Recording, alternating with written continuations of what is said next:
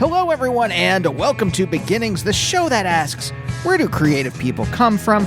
My name is Andy. I'm the host of the show and a writer and performer based in Los Angeles, California. And I can't even figure out a sarcastic joke to say about the current situation here. Everything seems unremittingly bleak. I was noting the other day, I was like, hey, how come, except for Naomi and myself, how come everyone on every podcast sounds sick all the time? How come like half the actors on every TV show seem like they're battling something? Weird. Almost as if COVID fucks up your immune system and then allows a bunch of other diseases that you might normally be able to fight off pretty easily get in you. There's a tuberculosis outbreak. Seriously, why are we living in Deadwood? Why are we living in Little Women? We were promised flying cars. Instead, half of Oklahoma has scarlet fever. Well, folks, I don't have the cure for that. Is there a cure for scarlet fever? But I do have the cure for your blues, at least for 90 minutes, and that is today's episode with Dave Holmes. And if you don't know who Dave is, I'm going to read you his bio right now. Born in New Jersey, but raised in St. Louis, writer and podcaster Dave Holmes, and actually that's just a small sampling of this multi-hyphenates titles. Anyway, Dave Holmes came to national prominence when he lost the inaugural MTV Wanna Be a VJ contest in 1998. Although very soon after, he was hired by the Video Channel to host a number of shows, including 120 Minutes, that was my personal favorite, and TRL. Since then, Dave has led an incredibly varied career, acting in things like the first Fantastic Four film and Reno 911, hosting podcasts like Homophilia and Troubled Waters, writing the book Party of One, a memoir in 21 songs, as well as creating and producing the wonderful limited podcast series Waiting for Impact, a Dave Holmes passion project. Just last year, Dave hosted another limited podcast series, Who Killed the Video Star, the story of MTV, and currently continues to be an editor-at-large for Esquire magazine. We talk about it a little bit in the episode, but I don't really set it up that well because we're just chatting. But I contacted Dave, so it's the 15th anniversary of this show. This is, I guess, the third in a loose trilogy of episodes celebrating that. David Cross, Guy Madden, Dave Holmes, all people who have affected me at different points in my life and kind of like pushed me in different directions. And Waiting for Impact, when I heard it, and you can go back and listen to Beginnings older episodes if you want, but it was and has been and continues to be very much about how your psychology forms when you're young and how that feeds into your creative path in life. But in Waiting for Impact, so basically the miniseries is about in the middle of Boyz II Men's Motown Philly, is that it? Motown Philly video, there's a bunch of other acts that Michael Bivins was managing in the video, and one of them was Sudden Impact. However, while the other groups went on to some kind of prominence, Sudden Impact disappeared forever. And this is before the internet, so Dave was always wondering what the fuck happened to them. And through his investigative series about what happened to this group that showed up in the middle of the Motown Philly video for 5 seconds or whatever, he basically is asking friends of his, he's talking about himself, he's asking people in Michael Bivins' orbit about their life paths and their desires and what they wanted from life, and did they achieve that, and if they didn't achieve it, are they still happy, and all these other kinds of things. And that just opened up this whole new area that I realized that I had not been exploring with people, and it really changed the course of how I talk to people on this show. It's a great series, Dave's an awesome person, and I hope you enjoy our talk. Let's see here. Coming up on the show, stay tuned, folks. I have a bunch of amazing episodes that I recorded. Josh Satumer, who is the creator of the brilliant show on FX, Say Nothing. It was one of my favorite shows last year. Lots of people from comics, from mainstream comics like Jamie McKelvey, Anders Nilsson from the world of indie comics, Jeffrey Lewis, Bob Mole. Just talk to him. That was really good. So stay tuned for those. But for now, let's talk to Dave.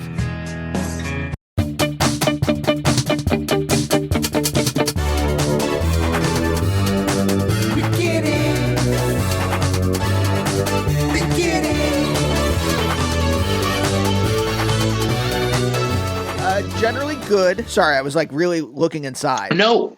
Yeah, no. I mean, it's actually a really difficult question. Well, I mean, it's like, you know, we don't have to go down this rabbit hole. I'm sure we're on the same side politically in some area. You know, the apprehension of what is going to happen in 15 days is not is hanging over, has been hanging over. So, but then also like it's sunny outside. Like I've been trying to define this period of time, at least the last maybe 8 years, and I keep coming back to David Lynch, and I keep coming back to like Lost Highway and the feeling of like transforming. Like I keep saying that like the world was Bill Pullman, and then now we're all Balthazar Getty.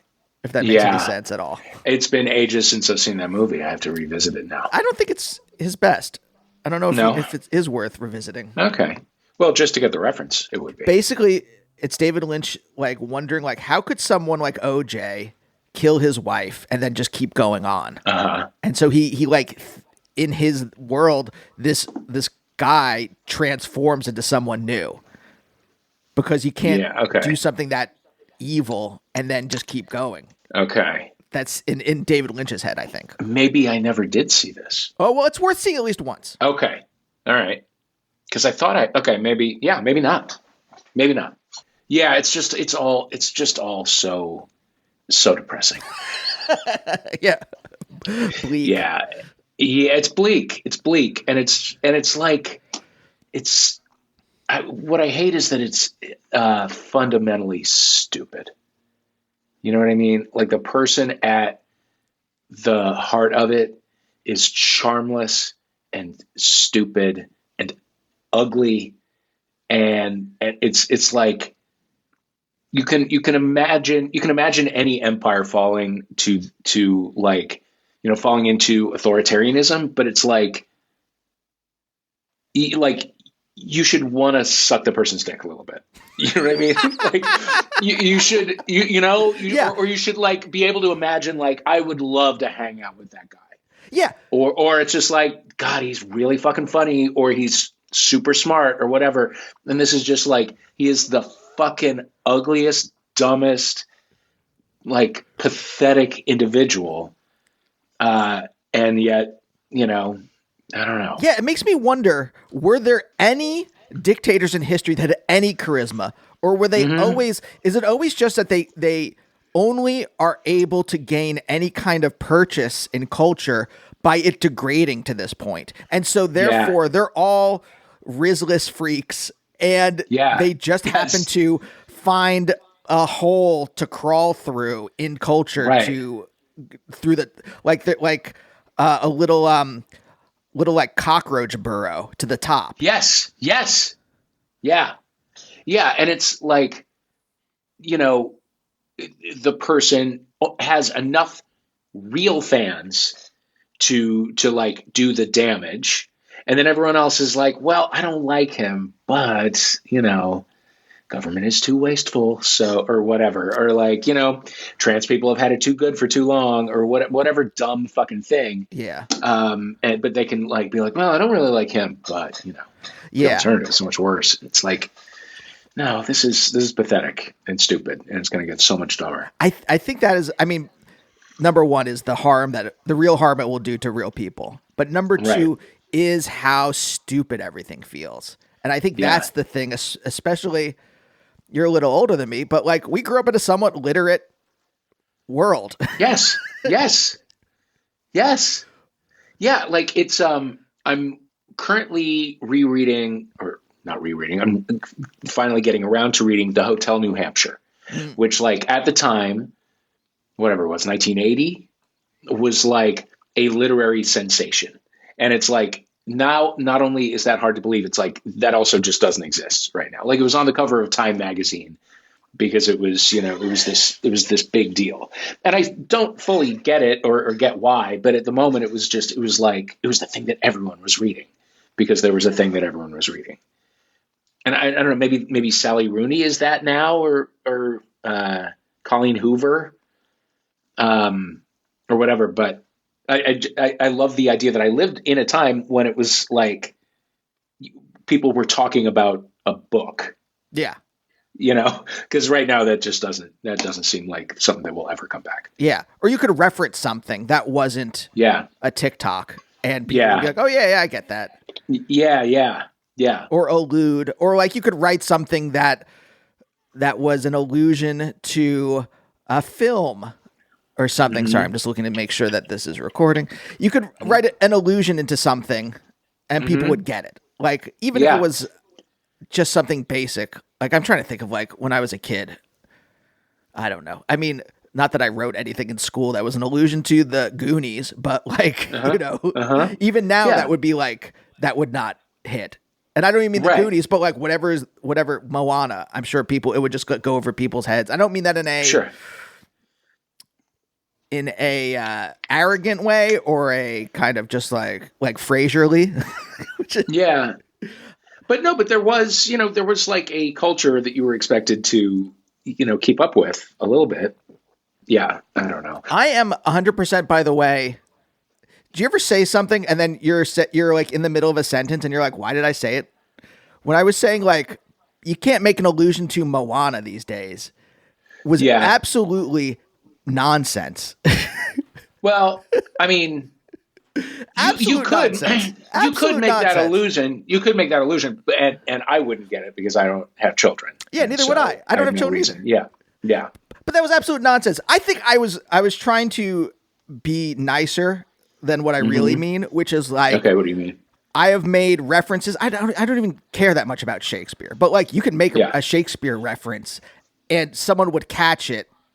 People that I knew that weren't even that super literate could catch, a Hamlet reference or something in a way that people don't seem to be able to grab that now. And I think that's the change that I'm trying to talk about. Yeah, I get it. Yeah, I get it. But also, yes, I have said things that as soon as I finished saying them, I was like, I don't know what that means or what I just said or whether it's true. And then sometimes they end up in shows. Mm-hmm. Like I'll be a talking head in a documentary on occasion. And it's like, you're sitting in a chair talking for a couple hours and then sometimes you say something and you're like, I kind of lose track and forget that I'm talking into a camera and a microphone. And then the thing comes on and I'm like, I actually don't know what the sentence that I just said in this finished product means at all. So yes. So I know that feeling. But as someone that has been in therapy for so long, I felt like, you know what? I'm just going to address this in the moment instead of just letting it stand. I said something stupid. I'm so glad you did. I'm going to recognize it was stupid. I don't know that it was stupid. I think you were chiseling away at the point that you were trying to make. Yes. I'm an external thinker. Are you an external thinker? Can you? Yeah, I think so. Yeah. Yeah. And I didn't mean to say I think so as like a punny answer to that question, but yes. Yeah, I think it is. It's hard for me to be like, hold on, let me think about that. Yeah, I think I do. Yeah, it needs to be out and batted back and forth in conversation, which is why therapy is good. Or I don't know about you. Like I've realized the older I get that there's just different ways people have of being built. And what I mean by that, because that's so vague, is that my wife, Naomi, who's a stand-up, she's great at the brain to mouth pipeline. It comes out, I don't know about fully formed, but 90% of the way there. Whereas if I'm typing, that's where it comes out pretty fully formed or close to it. But speaking, it's really like I have to just keep throwing darts, and eventually I won't get the bullseye, but I'll get near it. Yeah. I'm more I think a talker.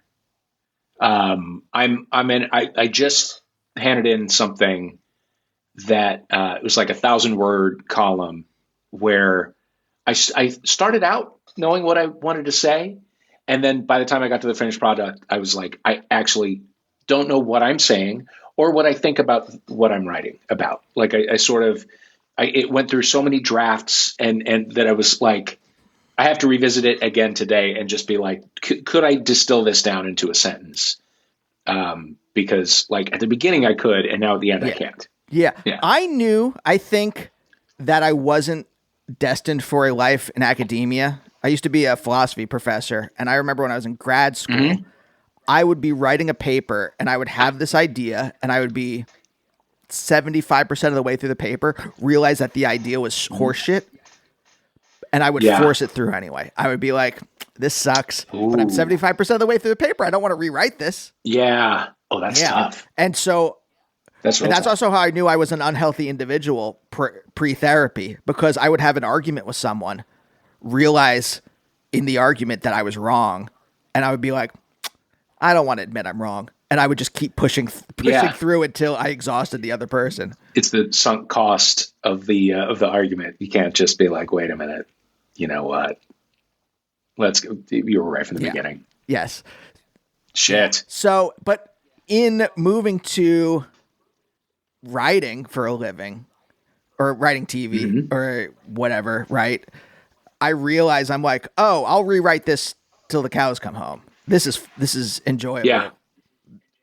Or even if it's worst part, there's still pleasure to it. Sure, of course. Yeah, because once you turn that corner, then like that feeling is phenomenal. Yeah. You know, it's great to sit down when you're inspired and the whole thing comes out and you're like, I was merely a vessel, you know. And then sometimes it's like you are really in the mud for a long time, but you get out. If you keep going, you get out. So I am a little curious. You know, I wasn't kidding when I said how much you have affected how I talk about things on this show. Oh, I love it. And I'm dying to know how. I went back and I started listening. I was like, I'm going to listen to all of Waiting for Impact this weekend. I think I severely overestimated my free time, but I got well into it again. Cause I want to like be very specific. And I think I was very much neglecting the idea of like, it was very Freudian and still is very Freudian talking to people. I'm sure we'll get there, but like, you know, like okay. What did your parents, like very like Freudian dialectic, like how did you react to your parents and just their lives, as opposed to, I think after hearing how you talked about art or making art or wanting to make art, people's desires, what they wanted from their lives, how they've tried to get there, how they've tried to achieve it, what happens when it doesn't work out and you have to pivot. And that's been a huge difference. Like the kind of, like the idea of it, having a desire, I was really, and I've been just a repressed person for a lot of my life. So the idea of like, I always try to say that I was like repressed when I was younger, that I was like, I didn't know. Repressed how? Like I couldn't really just express emotions. It was all pushed down. Yeah. And I'm kind of curious, like you're not from, well, we can talk about this, but like, I think in New York or LA, maybe you are encouraged a little more, or there's a little more openness versus Pennsylvania or St. Louis. I was going to say, I was like Catholic suburb. Yeah. When did you move from? You were in New Jersey, right? At first, I was born in New Jersey. Yeah, Edison, New Jersey, and then we moved to St. Louis when I was 4, and I was there all through high school. Yeah. And in like a very homogeneous Catholic suburb, and in very homogeneous Catholic schools. Yeah. Where you like, aside from like anger or, competitiveness or whatever, you're not supposed to have emotions. And it's a wild one. And it's a thing you don't notice until you get away and until you are more comfortable. Even just acknowledging emotion, that like, then you go back and you kind of, and anytime I'm back home and I'm sort of back in my like family unit or like friend unit or whatever, it's like, oh, okay. There's a thing that I have a little bit learned how to do that not only can you not do, you can't acknowledge that it exists at all. Which, yeah, it's it's it's it to then like try to live a more like authentic life in that way is one thing, but then to like to be a writer and to like get into that emotional stuff, then becomes sort of like a betrayal of the rules of the unit. You know what I mean? No, say more. It's when the unspoken rule is to not speak, is to like, repress all of, the negative emotions or the or like fear or sadness or whatever, and then you get in and start like stirring it up and writing about it and like putting it out there as a thing to be consumed by other people. Then it's there are certain things that I have written or that I have like done career wise that that people from home or family or whatever will be like, oh, I let's talk about this thing or whatever. But then when it's like emotional, when it stirs up the stuff that we are taught to like keep at the bottom, then it's like it didn't happen at all. You know what I mean? Like it's like it'll be like, oh, I saw you wrote that thing. It was really funny. And then it's like, that's all that we can talk about. And it almost feels like, oh, I'm getting into I'm now like maybe a threat, and not a threat, but like I'm like an agent from another army or something. Yeah. Okay. Yes. Does that make sense? It popped into my head. I don't know if you ever saw, oh God, it just went right out of my head. What was it? The show that Damon Lindelof did after Lost, before Watchmen, with The Leftovers? Yes. Why couldn't I think of that? Okay. The Leftovers, the guilty remnant, who are the group that won't forget that the disappearance happened, that they refuse to go on with their lives because they're like, this is crazy. This thing happened. Yeah. And you guys are all going on with your lives as if it didn't. Or trying to just find some sense of normalcy again. Yeah.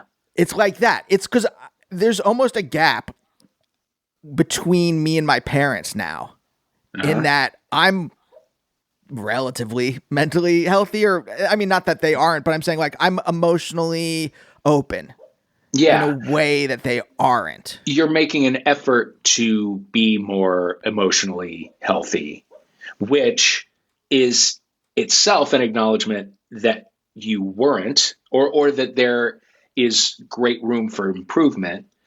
And perhaps they perceive that they represent the sort of pre-evolution of you. Yes. I will get texts from my mom that seem like almost like I'm getting a text from someone from an office. Yeah. In the like how my parents, I think, are both affectionate. Like they show love, but they don't. It is formal. Like their way of expressing love is a very formal love. Yeah. And it is. I can only I was in that place too. It was almost. It was scary to be able to. It was scary to express it to anyone, even someone you knew loved you back. And so you just were kind of like, we're very like 1950s compartmentalized, just like, well, yes, I love you. Yeah. Something happened in our culture where I love you became okay. And because I remember being alive before it, like you say, even to my parents, I found it very difficult to say I love you. And maybe to my mom more than my dad, not because I loved her more than I loved my dad, but because it was, that relationship that's, the rules are slightly different. But I remember like when I would say it to my dad, being like, I love you. And then like closing the door or whatever. But then it became something that we said freely much more often. And I feel like there has to be a cultural aspect to that, because now people say it all the time. Now, you meet someone for the second time and they're like, oh, I love you. Bye. And it's like, no, you don't love me. Also, and maybe that's an LA thing. I found LA to be a place where like, in the time of email, in the time like before texting was as rampant, like you would meet someone and like trade a couple emails with them, and they'd be like, "Hey, miss you," and it's like we literally have met once. It's just everyone here is so effusive and phony. Well, not phony, but No, phony. they can be a little bit. They tend a bit more toward phoniness, perhaps. I'm curious though. When were your parents born? Because I think the age difference is, again, it's not a huge age difference between us, but I think in that space of time, it was easier. I never had a problem saying I love you to my parents, but it was it was formal in a way that I think, and I'm like millennial cusp. Yeah. And you're like a little older than me. So when were your parents born? Right dead set in the middle of Generation X. Yeah. My parents. So here's the thing: my parents were married for a long, long time before they started having kids, and then I was born a long, long time after that. So I'm like a surprise baby. So my parents were born in 29 and 32. So yes, so they're the Great Depression generation. Yes. Yeah. Yeah. Like I have, uncles who fought in World War II. Yeah. Yeah. And that's my grandfather's generation. Yeah. Yeah. Yeah. That's most of my contemporaries' grandparents' generation. But yeah, my dad has passed and my mom is 92. Wow. Okay. Yeah. So old parents when you were growing up. Yeah. Then, right? Yeah. So they were both in their 40s. And yeah. And I had brothers who were like 10 years older. So okay. So this is pretty familiar on the show. It seems for other people, and I'm curious about you.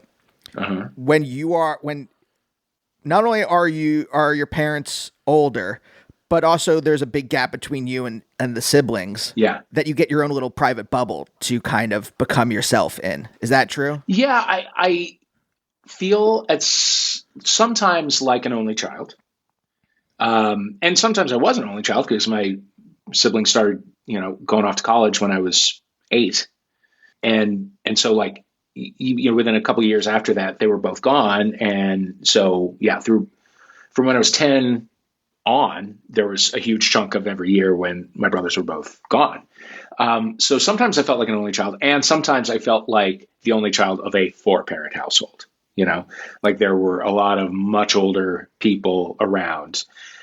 So in a way I had my own sort of sphere in which to like, do my own thing or whatever, but also I struggled really hard with expressing myself when I was a little kid, because whatever I was like learning or whatever I was sort of like wrestling with, everyone else had figured out ages ago. And so, like, the idea of like my creating my own identity apart from my siblings and my parents was like, almost felt like something that I needed to defend right away. If I thought if I thought or felt differently about something and I wasn't 100% sure why, or wasn't able to like express why, it gave me a little bit of anxiety, which is why I think that I now write for a living, because I'm like, I do have this like need to sort of figure out and be able to like express in a direct and hopefully entertaining way what I think and feel about something. Does that make sense? Yeah. Were you? I also, by the way, say, does that make sense all the fucking time for this exact reason? And it's like, and it's been brought to my attention that it's like, it sounds condescending sometimes. Like, can you figure this out? And that is not at all how I mean it. When I say, does that make sense? It's because I never think that I make any sense. Yeah. So I like in conversation, I frequently feel like I'm on thin ice. Oh, I get you. Remember, I made a condescending remark. People don't even get Moana references these days. Yeah. No, I mean, listen, you were working your way toward it.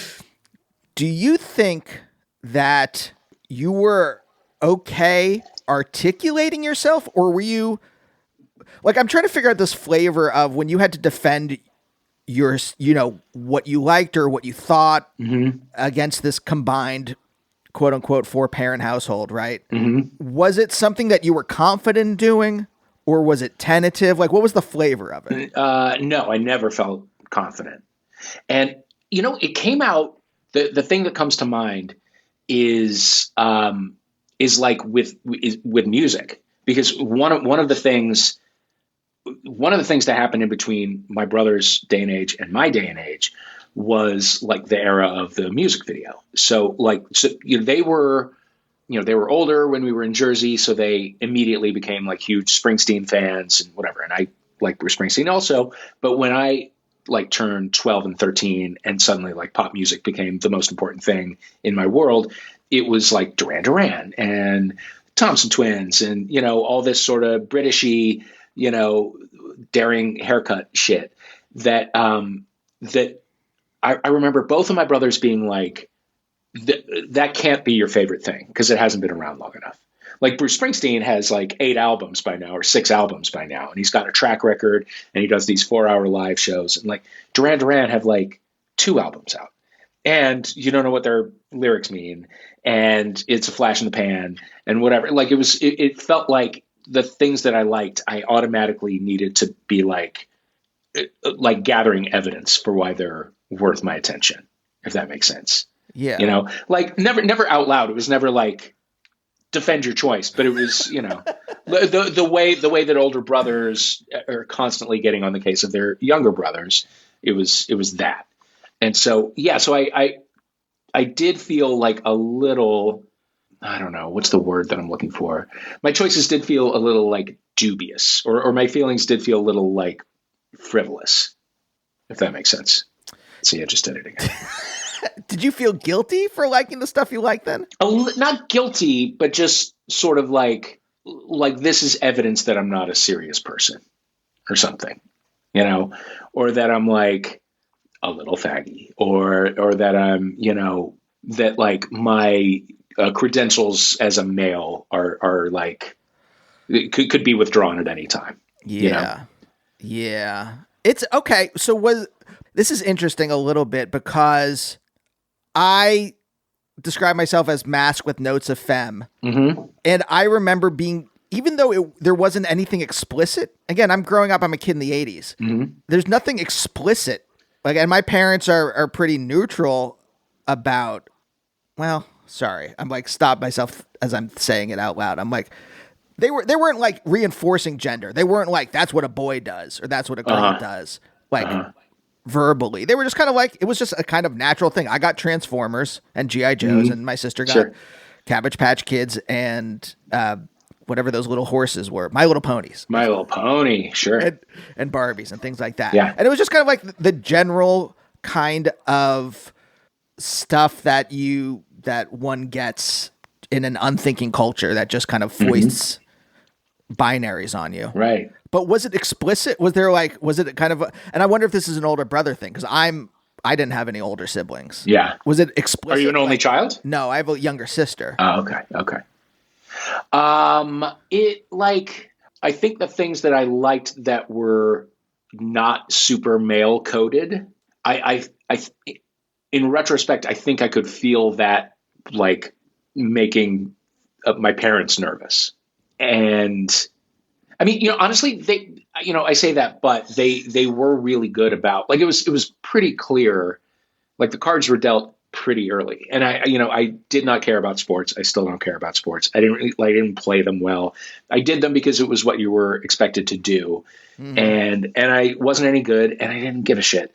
And to their credit, my folks were, and I really gravitated toward like shows and like I was real into theater and all that kind of thing. And so they did like put me in an acting program for kids at the local repertory theater in St. Louis and whatever, which was really cool. And so I got to scratch that itch. They like identified that I had that itch and allowed me to scratch it, but it was still sort of like, I sort of felt like this is a thing I should get out of my system so that I can like then go on and be a regular boy somewhere later in life. But like, yeah, I mean, I think, I remember in like 7th grade, I remember getting really obsessed with my hair because I had like this sort of Tucker Carlson part to the side, sort of look like all of the rest of the boys, but I was like, I kind of want to do something more like swept up. And like, and like I needed to get products for that. There was mousse that I was going to have to get. And I remember making that case and feeling like the rest of my family be like, oh my God, like what is happening here? This is the most animated we've ever seen him. And it's about hair. You know what I mean? Like what's in store with this boy? So, I mean, they were, it was, I'm trying to think if it was ever like a boy does this and a girl does this. Yeah, I'm sure there was a decent amount of that. And yeah. And if not for my parents, then certainly culturally there was that message. Yeah. I was obsessed. I wanted long hair because the Monkees were on repeats on MTV when I was a kid. Mm-hmm. And that was ground zero for me. The Monkees, and still to this day, were like the core of everything for me. And I wanted to have long hair. My parents wouldn't really let me until Nirvana. Yeah. When Nirvana came around, and I was obsessed with them. And then how old were you? That was 92 when Nevermind broke, right? 91, 92, yeah. I would have been 11 or 12. Okay. Yeah. Huge. Yeah. Yeah, I never had long hair until COVID. But yeah, where were we on? Just hair. Just like the idea just hair in general. Yeah, this I started these things that I started caring about that like long hair was, again, I remember I worked at Pathmark in the dairy section, and I remember people were confused by my long hair, and I'm just like, what? Like if they saw me from behind, they would be like, I got a ma'am or something like that once. Yeah. Ma'am, do we have any 2% milk in the back? Yeah. Wow.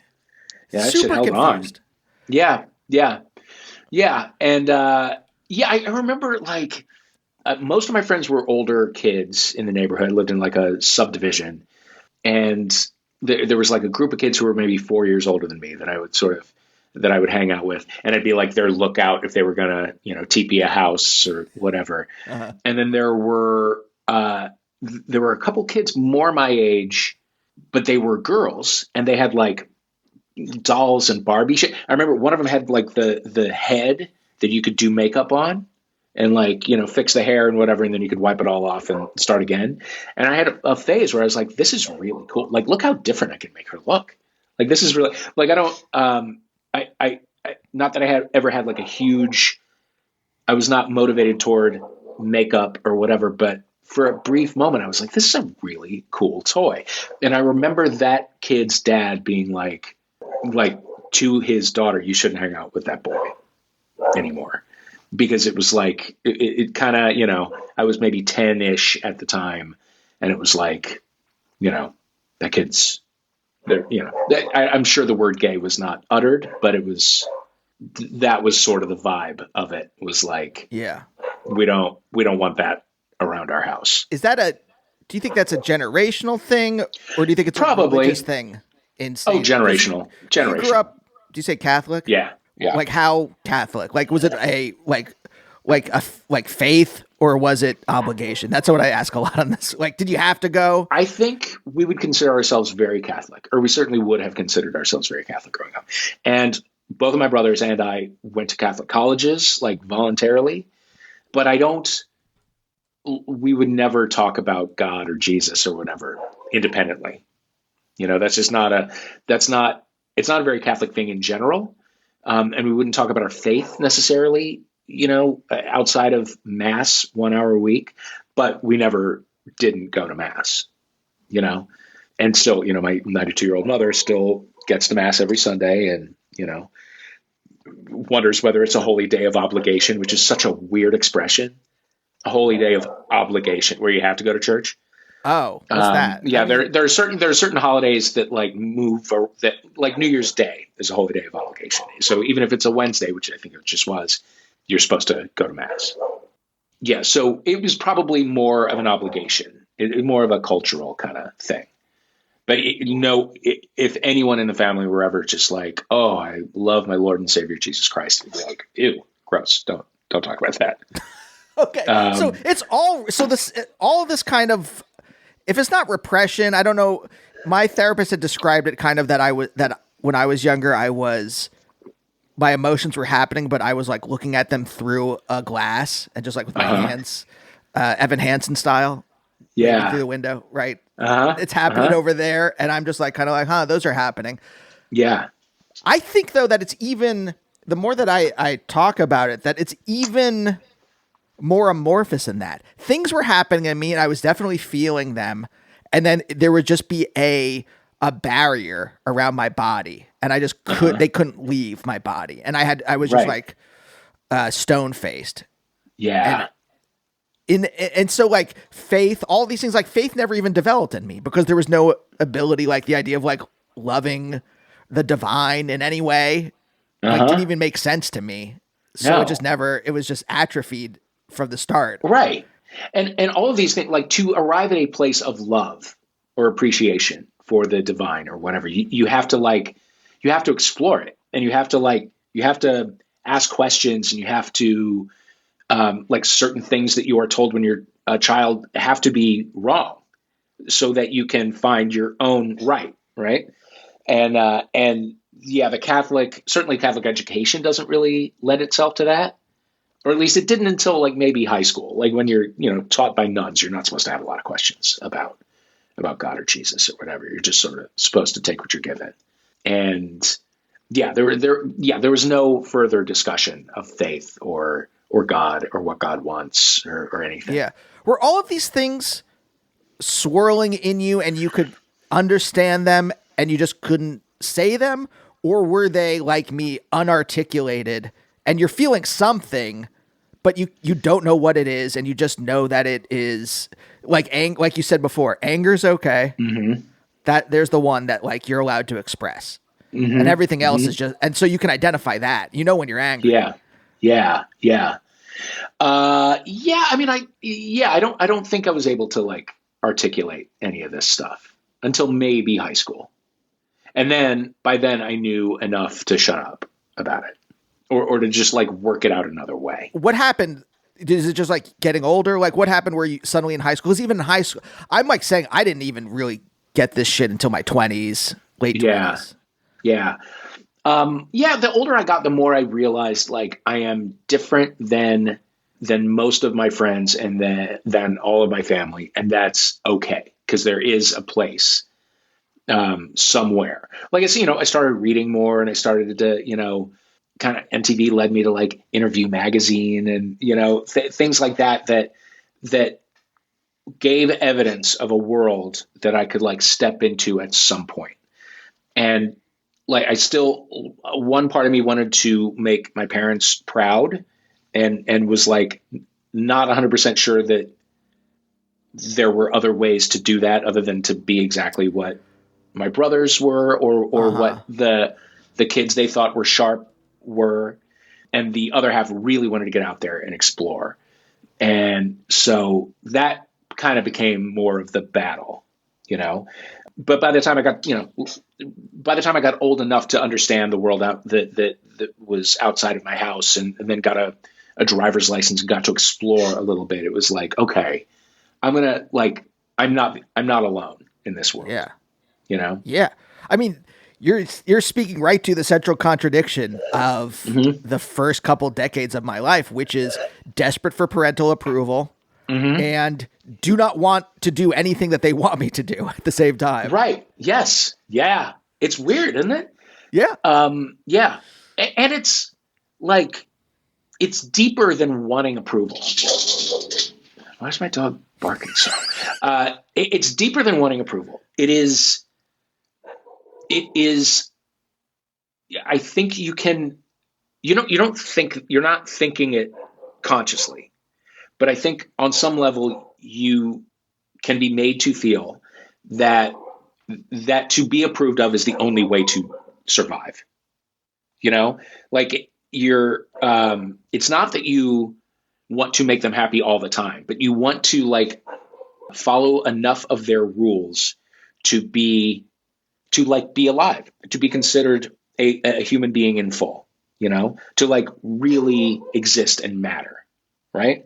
Does that make sense again? Because it feels like the thing about like one terrifying thing about being like young and gay in the 80s. and like not out to like to yourself, much less anyone else, is the idea that like whoever is in the community is perceived to be gay. That's all they get to be. You know, they're just gay and that's it. And it's like when their name comes up, somebody does a limp wrist or makes a lispy voice or whatever, and then that person is kind of just dismissed. That's all they get to be.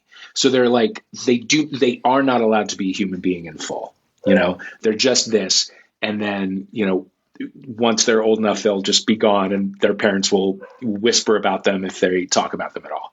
Like that's like the gay element of that's the gay piece of the puzzle. But there are many other pieces of the puzzle where it's very, especially for a man or for a boy, it's very easy to put a foot out of line, and then you're other. You're like something that a parent can't be proud of, or that a community can't be proud of. And so you're just sort of, you're cast out on your own.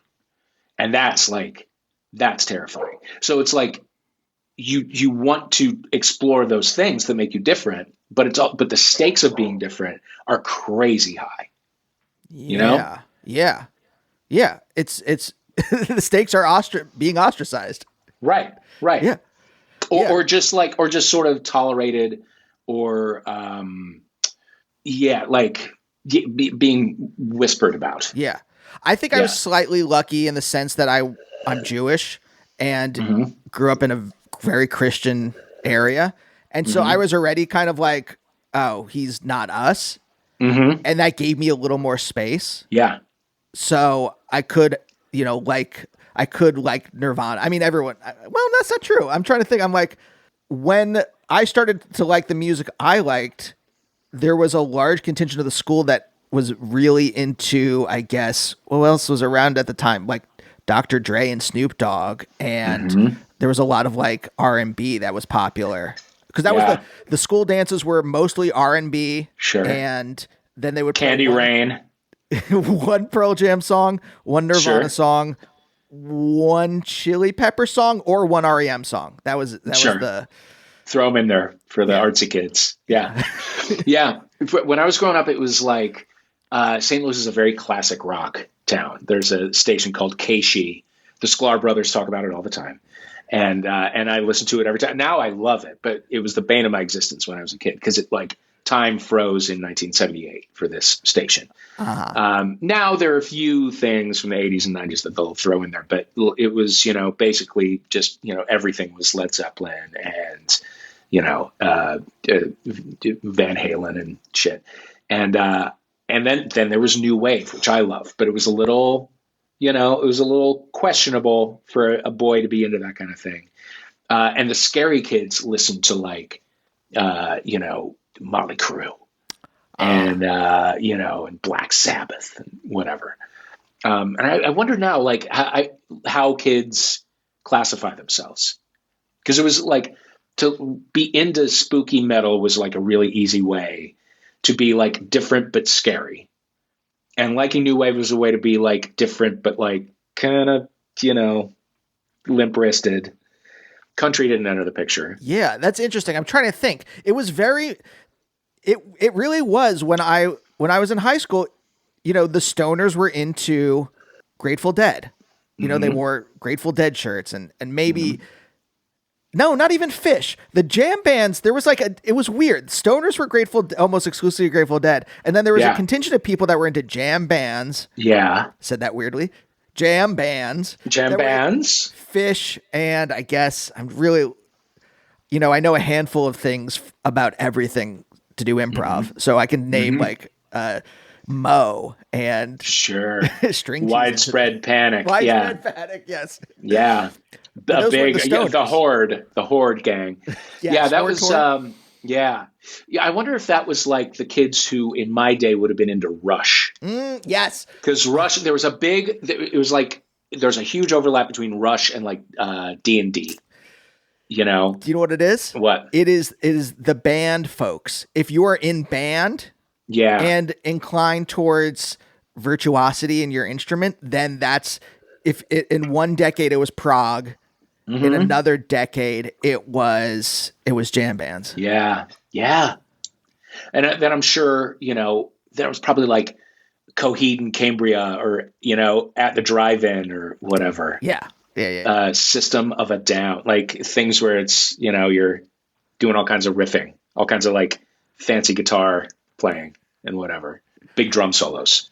Anyway, I don't know how we got off on that. I was just trying to think about like how it was divided. And now I wonder, because, a lot of people get their music from TikTok and things like that. So I'm curious how that actually plays out. Again, what I'm curious about is identity formation. How do you become the person you become? And then how do your desires form within that person? Yeah. And a thing that made me, I think why I became so obsessive about the things that I loved was that they were really hard to find.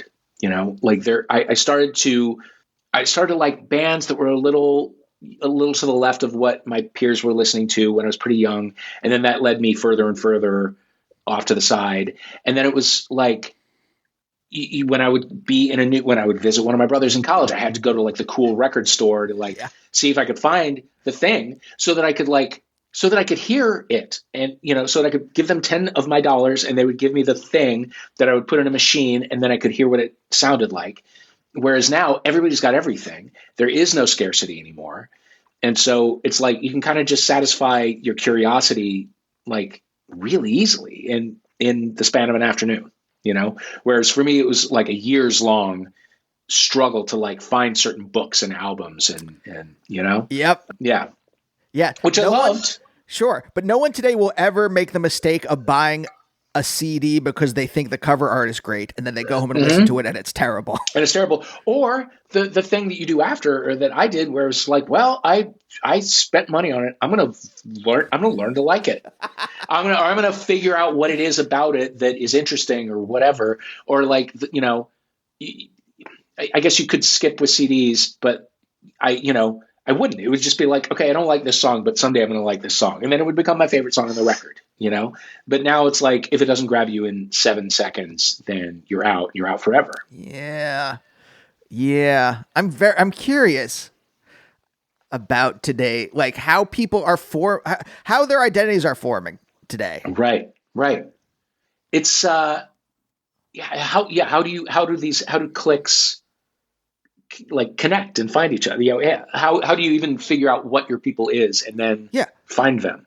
Because that's who reinforces you're either bouncing off of people who again, this kind of contradiction that was at the center of my soul was, I want my parents' approval, but I don't want, parentheses, I couldn't even articulate what it was that I didn't want in their lives. Yeah. But I just knew I didn't.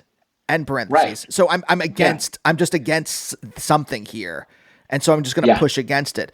But then I had friends, and I could find, and they either, again, I could push against their tastes, or I could, oh yes, this makes sense to me. Mm-hmm. And I don't know how that And also there is value, I think, in being a little bit ostracized. Like I wasn't like, I was not like super ostracized as a kid, but like, I wasn't into sports. And so the kids who were into sports, when they were going to go like do a thing, I wouldn't be invited because I didn't care. And I wasn't that kind of kid. And so, I wasn't like, it wasn't that I was like friendless or whatever. I just sort of, there were certain groups that I didn't have access to. And that's like, good. That's good. You should have to be on your own, I think, a little bit. Did you want access? Yeah, not initially. I started to crave it like mid high school, probably. Once I was sort of happy on my own, like 7th, 8th, 9th grade. And then once I started to get a little taste of like sort of popularity, then I was like, oh fuck, I want this now. Like once I was able to drive a car, go to girls' school dances, because I would get asked to dances, because like the elements of me that made some boys not like me made girls love me. Like I love to dance and I love to talk, and I'm into Dynasty or whatever. So I started getting invited to girls' school dances, which was great, and it was like, oh wait a minute, I've like I got a taste of acceptance, and I began to kind of crave it. But yeah, up until that time, no, I didn't. I was like, I don't actually care that much. And if I'm left alone, I can, watch The Love Boat. Did the acceptance make you feel good, or was it just? I don't know how how to ask this question exactly. There are things I found, and it's more like in Los Angeles and Hollywood type stuff, where like I thought there were things I wanted, and then I get them, and I'm like, this is kind of cool, but it really isn't actually whatever the void is in my soul. It's not actually doesn't fill it up, or it does for a second, and then it's was the acceptance like did it actually feel fulfilling, or was it just like, oh, this is like I just kind of craved some kind of acceptance, and so this will do for now? Yeah, I think it made me it was a relief, I think, at first, because it was like, okay, I'm not like a freak or whatever. Like there is a, again, there's a place for me somewhere. But yeah, no, I mean, I made good friends in high school, and friendship is important and all that. And there were other kids who were sort of on the same journey as I was. And to the degree that we were able to like be open and talk to each other about that was like life-saving. But yeah, like getting in with the cool kids or whatever, mostly I was like, oh, this is boring, because they haven't like these people have not suffered. You know what I mean? They haven't, like, these people haven't searched. They've been, the right thing for a boy to do has automatically been the thing that they wanted to do. And so like, that doesn't make you all that interesting a person, or I didn't think so at the time. Yeah. And well, I go back to that Annie Hall scene where Woody Allen interviews this like very pretty couple. And he's like, how do you make this work? This is paraphrasing. I don't know exactly what they say, but they're like, he's like, how do you make this work? And they're like, we not very complicated, and we don't have very complicated thoughts, and that's it. It's something like that. And it's just, yeah. That's, but again, is that just this like kind of nerd, like wishing that their lives were not as sophisticated as his, or is that really what popular pretty people are like? Oh, wow. But I think probably everybody is much more complicated than we think, Yeah, shit can get really dark in those, uncomplicated relationships. But yeah, I'm trying to think like who in my life is like uncomplicated and an adult. I have these cousins who are close to me in age, who like, I would see them at, Easter and Thanksgiving every year, and not much beyond that. But like in adulthood, we've become closer. And these guys are both like, one's a year older than me and one's a year younger. And they were both good soccer players. And then they went to Mizzou and joined the same fraternity. And they're just like good dudes. They're just like nice, uncomplicated guys. And they like don't fight with each other, and their wives don't fight with each other, and their kids don't fight with each. I mean, I'm sure they do, but when we hang out, the kids will come along, and now the kids are like, a lot of them are grown-ups, and they're just like one of them's a golf pro now, and they're just like these cool kind of people who are uncomplicated, and like I have grown to love them, because they're a good hang, even though they have not, they violate everything that I just said. They're just like, which is not to say they haven't suffered, or they haven't worked hard, or they haven't had their own, struggles with identity or whatever, but they do seem to be very uncomplicated. And like, and we spend Christmas Eve together, and it's like, this is so nice. You know what I mean? Like, tell me about your golf trip to Scotland or whatever, like it's, I don't know. It's nice. A little lack of complication is also nice sometimes. I'm like trying to think, sometimes.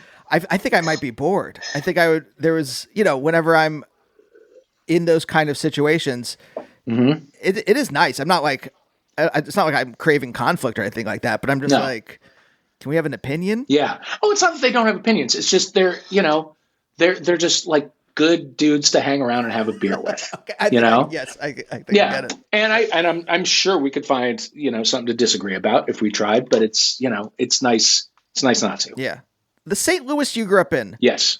Was that the Was the Veiled Prophet around at that time? Sure was. Was Sure that was. your gang? Now,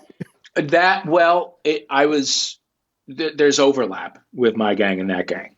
Catholic people have their own, and it's called the Fleur de Lis. And it's it's in the Christmas season. And when a girl turns 19, she goes to the Fleur de Lis and she has an escort and then a stag, which is like an extra male date. And her father walks her down an aisle. She's in a white dress with long opera gloves. And they walk down this long runway. And the father presents the daughter to the Archbishop of St. Louis.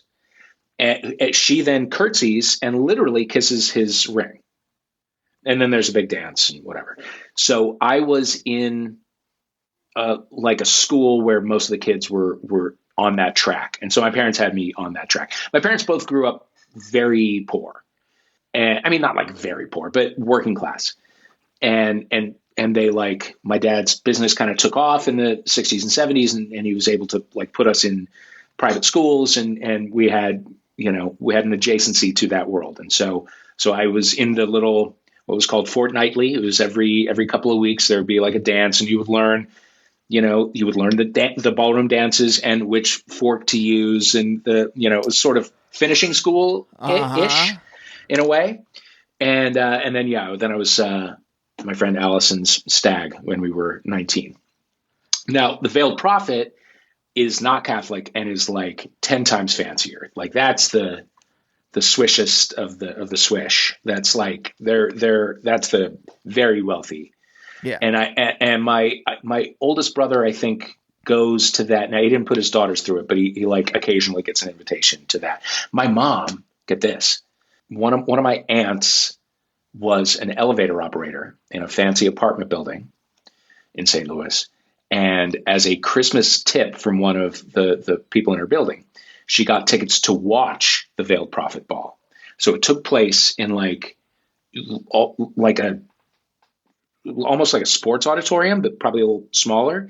And so the event happened on the floor, but then in the balcony level, you could get tickets and just watch it happen. You could watch rich people have dinner and give their daughters away to the Veiled Prophet, who was whoever had donated most money to whatever.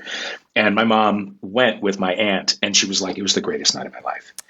She was starstruck by the swishest of the St. Louisans, which is bums me out. She still thinks it's the greatest thing that ever happened to her, but it makes me deeply sad. Well, okay. So you were raised kind of, again, in between two worlds, right? Yeah. If your parents grew up working class, yet they were able to, I read online, financial consulting business. It's kind of, yeah. What does that mean? Yeah. I don't know. They did something, right? Some with money. Yeah. Some with money. Pension funds. Yeah. They've explained it to me and I wish that my brain understood it, but it just closes up. Yeah. They were able to, also what we now know about the Veiled Prophet organization and its origins is not a thing anyone would ever think to look into or ask back then. You know what I mean? It's a thing that you would do. I remember thinking this when, Ellie Kemper went through that whole situation. It's not hey, let's go do this racist thing. It's you do this thing because your mom did this thing and she wants you to do it because it's how you are a part of St. Louis society kind of. But you would never, ever think to ask, what are the origins of this organization whose party that we're going to or whatever. Another thing, this is a little bit off subject, but my high school until 5 years ago, the mascot was the Rebels. We were the Priory Rebels, and it was a Confederate general. And there were in the 80s, even there were Confederate flags in the weight room or whatever. Gradually that got phased out. Although again, nobody was hey, this is racist and gross in 1987 or whatever. And it wasn't until the aftermath of George Floyd when the student council was we cannot be the rebels anymore. We demand that we change this thing. And so they did, and we're now the Priory Ravens, and half of my graduating class is like, they'll never get another dime from me. Everything is too woke, et cetera, et cetera. Anyway, St. Louis has a weird racial past and present. I mean, literally 90% of life in America is you scratch back 2 generations and you're like, this was done. This started as something racist. And you're like, oh, yes. shit. Yeah. Yeah. You can't avoid it. I mean, it creates this fog. Like, it had to be like, I mean, my political awakening, I go back. This really started, I think, in the aftermath of the Civil Rights remix in 2020. Where I started to be like, oh yeah, it was music. It was Sonic Youth. It was Rage Against the Machine. It was Minor Threat. Yeah. And Fugazi that really kind of started me on a path. And then, I start reading Chomsky like at end of college is where I'm like, oh, nothing is the way I thought it was. Yeah. Yeah. It's very funny today. And, smarter and funnier people have said this, but like watching people say to Tom Morello, like, hey, when'd you get so woke is really delightful. Yeah. How else would you know about the Zapatista movement if you weren't listening to Rage Against the Machine? Yeah. Yeah. Even like, God, like the Leonard Peltier thing, like you could listen to Toad the Wet Sprocket and be radicalized, Yeah. You'd be wondering, this is a sidebar, but like, I want to start like a sort of like philosophy book club in 2025, like what does the past teach us and what does philosophy teach us about how to survive the next 4 years kind of book club. And you would be a good person to put that reading list together if you are so inclined. Yeah. If you have any questions. Yeah. What should we read? Yeah. Is the question. To recommend some stuff. Okay, cool. Good. There's a couple more things. I know we're a little bit over. Oh, I'm not. Oh, I'll talk all day. You kidding? I don't know if you have plans, but I just have like a fucking bunch of emails to respond to. That's literally it. So yeah. Yeah. But I'll get there. But in saying this, I realized that a lot of culture, that the fog of culture in which you don't really know this stuff until you start, like it was so thick with propaganda in the 80s. And I think it probably started during Jimmy Carter, because that's really when the neoliberal period kind of kicks in. But certainly in Reagan's America, the propaganda is feet, if not miles thick, that you're kind of wandering through to try to find like what is reality. Yeah. Mirrored kind of what I was going through inside. Yeah. And I'm wondering if when you were growing up, again, just slightly older, but enough that I think there's differences. Was it the same? Or, in post Watergate, was there a moment, again, you're a child, but like, do you think it felt a little more honest? And so you're only trying to figure out, like, I think the reason like it took me so long again into my 20s to kind of figure out the inside fog is because the outside fog reinforced it. Yeah. Okay, I'll tell you this. It's really only in the last like 10 years that I've even noticed how forward the 70s were as compared to the 80s that I came of age in. Like, so much truly progressive shit happened in the 70s, and the 80s washed so much of it away. And it's like, it's easy to think that all of the 70s was like, I don't know, it was hee haw or, like Lawrence Welk or whatever, but it wasn't. It was really like grimy and dirty and sexy and progressive and punky. And like, it was the 70s were really cool, but I was too young to understand how cool they were. And when I like properly came of age in the 80s, when things were relatively conservative and when a lot of those gains had been sort of reversed.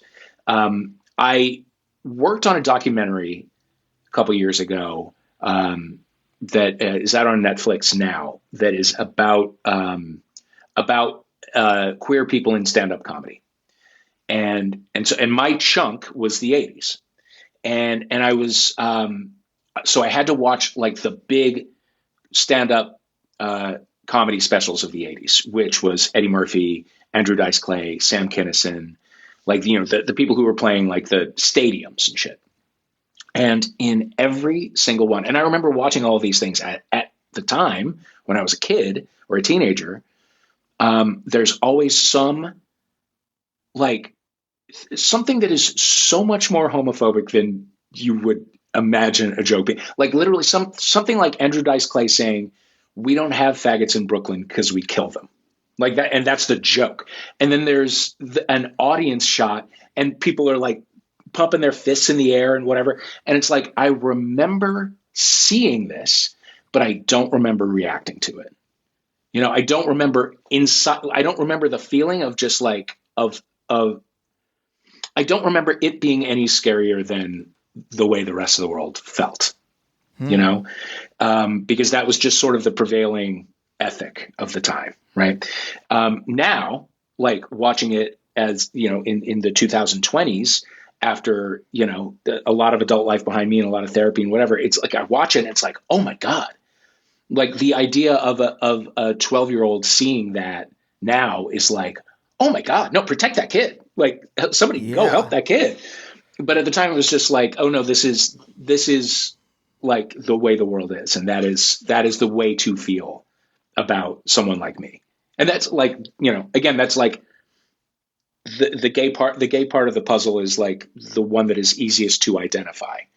But that, like, a self-image that was forged during that time, is, you end up, in a lot of like mental and emotional knots that you spend the rest of your life trying to untie, you know? Yeah. I don't know if that answered that question at all. Yeah.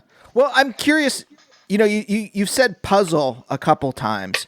Do you feel like there were these just different facets of yourself that were just held together in one human, and then you have tried to become a unified individual in adulthood? Or do you think were you unified and this is just a metaphor when you were younger? I think, no, I mean, I think there is, I mean, I guess there are a bunch of different, I don't know. It's a tough question to answer. I don't feel, like my identity is necessarily in pieces. I think it was more kind of a metaphor of just like, there's one element of my identity where it's like, it's like easy to like point it out and say like, oh, I had trouble with this part, and I can identify what the trouble with that part is. I don't know if that makes sense. Yeah, no, I asked this just because when I was younger, I don't feel like I was a complete individual. I feel like there were different facets.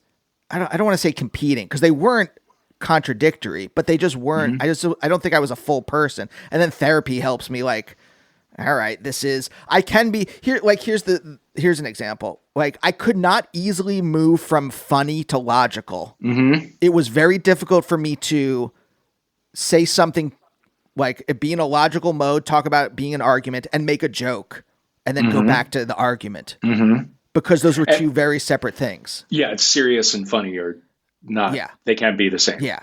So, yeah, I get that. And because I guess because one is emotional and the other is not. And there was such a, as they say in The Good Wife, Chinese wall between the two parts. Mm-hmm. And there were no cracks. There were no fissures in that wall for the two parts. So it was definitely like, it was like almost like a robot shifting into a different mode of being. Yeah. Yeah. You know what? Okay. For me, it is, the wall is between like my obsessions with culture and with like popular culture and whatever, and the idea of being serious or like thoughtful. You know, I think it, like, being obsessed with the things that I was obsessed with made me feel fundamentally frivolous. And I didn't fully understand until way into adulthood, until I had been doing it for a couple of years. It didn't hit me that it was possible to make a life, which is to say, like, get your bills paid, build a career, whatever. It didn't. I didn't allow myself to believe that the bricks to build that thing could be made out of what I thought were like airy and frivolous things. Does that make sense? Like I didn't. It felt those obsessions felt childish or feminine or whatever, and it took me a very long time to find it within me to say like, no, this is what I build my life out of, and there is work to be done, and there is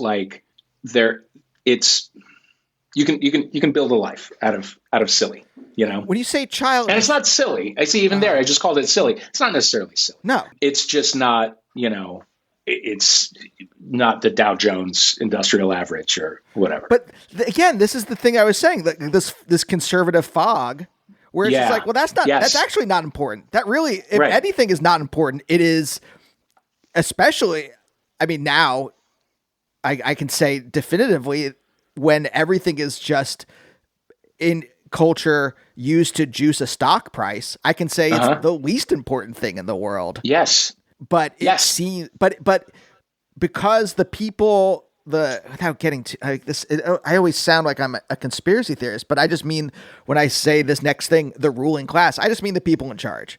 But when the ruling class basically pushes what they think is important on the rest of us through using money and the organs of media to basically disseminate the things that they think are important, you're like, I guess that's important, but it isn't. It really, what is more important than culture, politics obviously is part of this too, but like politics and culture are the most important things. Sure.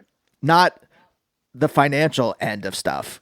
Yeah. Or not not the serious things that the people in charge want us to think is serious. Like, again, like what is there was just a Netflix documentary about that billionaire who like uses his kid as a blood bag to try to God.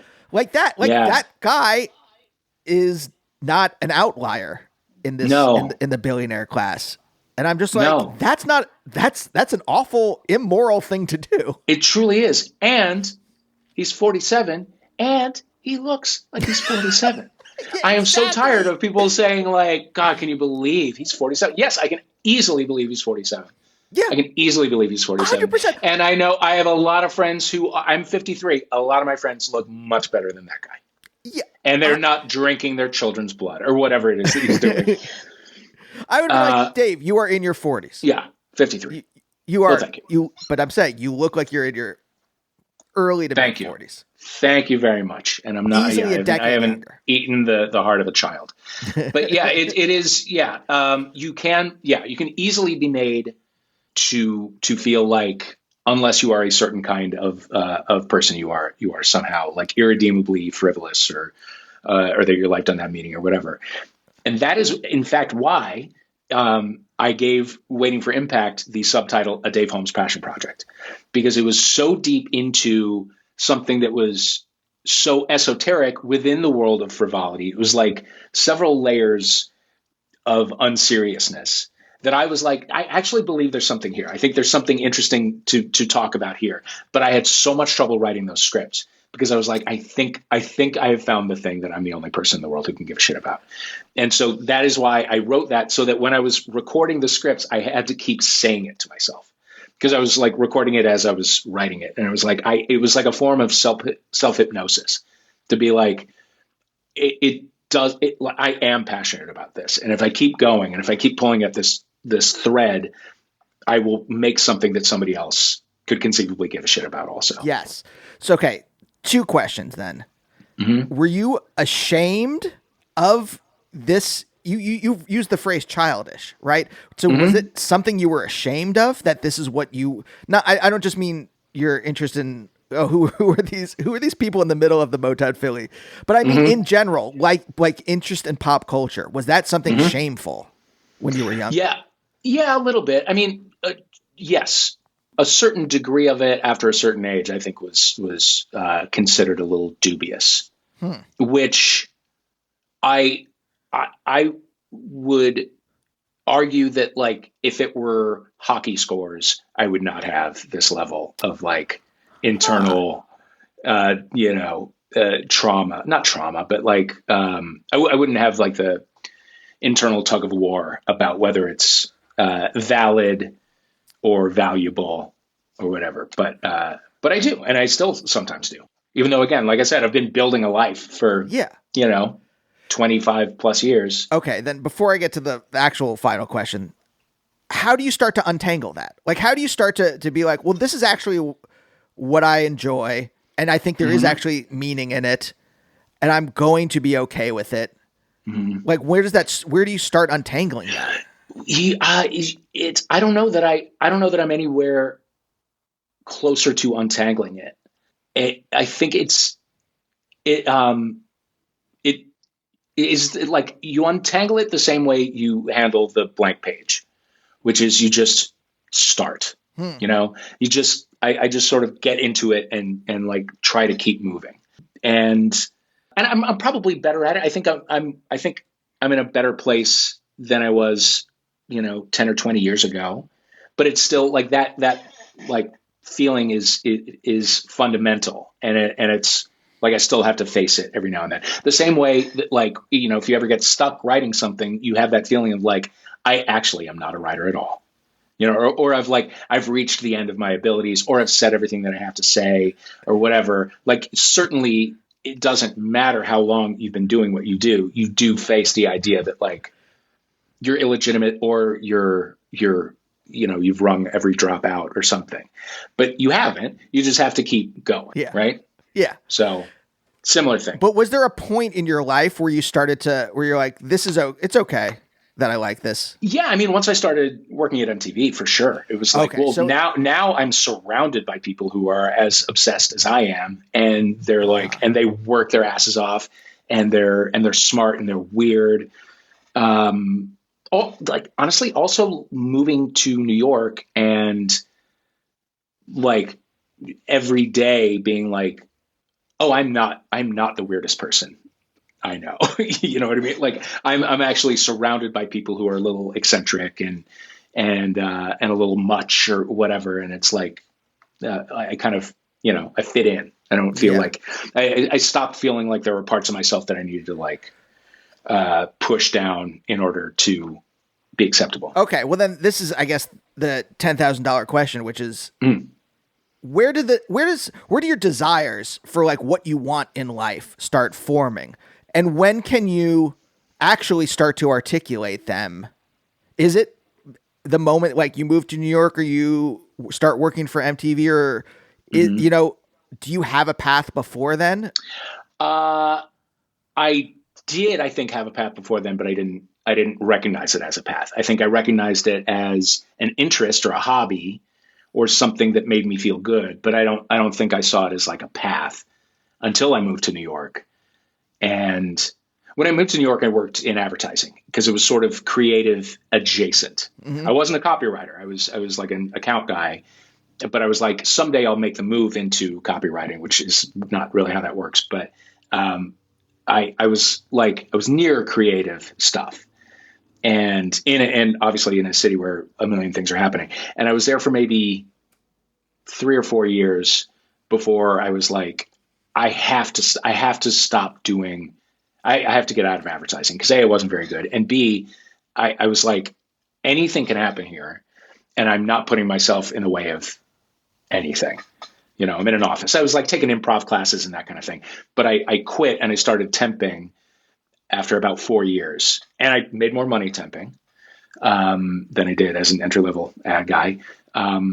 And I had more time to like fuck around and, join sketch groups. And this is all in a pre-UCB time. So it was kind of Wild West in the world of it. Chicago City Limits? It was something called, what was the fucking thing? It wasn't Chicago City Limits. They too came, I think they showed up around 96-ish. So they were there, but I never took classes there. I took classes at a place called Creative Acting Company, and we like formed an improv group and, performed at like Barrow Street Ale House, which no one came there to see us. No one.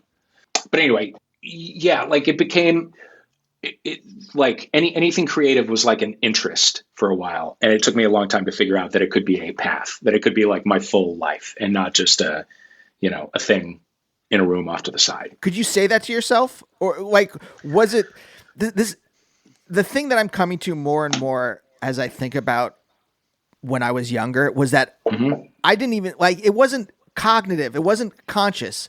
It had to be I had to excavate this desire out from underneath all this other stuff, including what my parents wanted from me, what I thought I was supposed to do because of, I did well in school. Did you? Were you a good student? I was, yeah. I won my 9th grade science fair. I did a science project. I was really into Jurassic Park and chaos theory. So I did my experiment on chaos theory. I barely understood it, but but the science teacher didn't, and so I won, I think, but based on that. That's huge. That's huge. And so I thought that's why I was going to be a physicist, because I was kind of, again, I say this now as if I knew it then, but I was triangulating between what my parents wanted and I think what I